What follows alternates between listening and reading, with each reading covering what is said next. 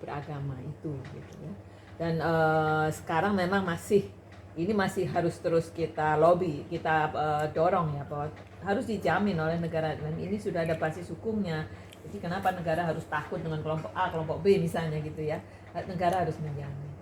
Nah, membina menurut sebetulnya itu tugasnya para kiai dan para pemuka agama inilah untuk membina ya. Tapi harus negara barangkali memberikan fasilitas untuk pembinaan itu.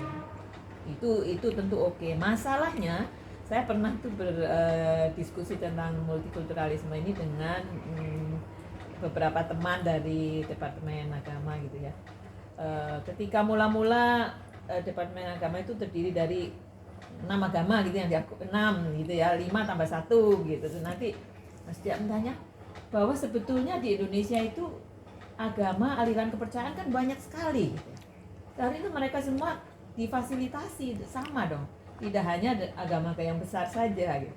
Lalu mereka mengatakan, "Loh Bu, nanti anggarannya gimana? Terus berapa banyak ini direktorat yang harus dibuat gitu ya." Nah, ini kembali masalah administrasi negara ya, karena itu ada negara-negara tertentu yang justru tidak ada itu ya. Apakah kita harus punya atau tidak departemen agama, itu suatu yang masih bisa dibicarakan. Yang jelas negara harus menjamin gitu ya, dan memberi fasilitas yang adil pada semua gitu, tidak hanya kelompok-kelompok tertentu saja gitu ya. Dan fasilitas itu pembinaannya menurut saya justru lebih pada pemuka-pemuka agama yang memang punya kapasitas untuk membina. Nah, kedua, pertanyaan mengenai kesalahannya di mana ya. Kita tahu dari awal Soekarno sudah menyadari tentang keragaman Indonesia.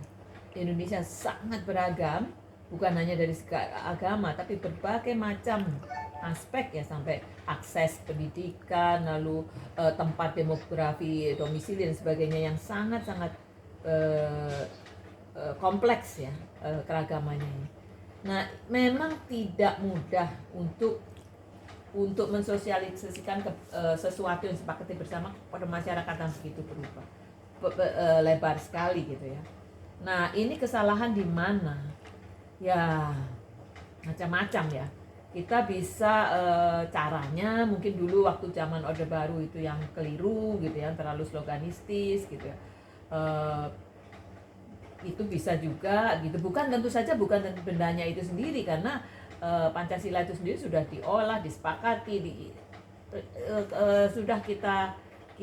sudah teruji dan dipraktekkan dalam kehidupan sehari-hari. Sekarang bagaimana mensosialisasikannya sehingga tidak terjadi kesalahan lalu seperti ini ya. Ini tantangan yang besar saya kira. Kita tidak bisa mengkambing hitamkan satu dan yang lain. Ini tugas bersama seluruh masyarakat Indonesia dari manapun posisinya, sebagai guru, sebagai dosen, sebagai ibu, sebagai semua. Ini adalah tanggung jawab kita. Kita sudah bersepakat memilih Pancasila sebagai dasar dan cara berpikir sikap hidup kita, maka ya kita harus berusaha dengan apapun caranya.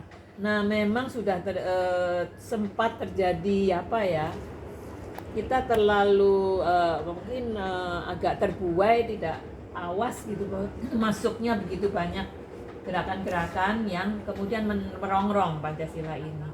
Dan seperti yang dikatakan oleh pembicara-pembicara sebelumnya, yang mendukung ini cenderung terlalu terlalu sopan, terlalu diam, sehingga suara muncul dari kelompok-kelompok yang justru mempertanyakan. Nah, ini kesalahan kita semua gitu.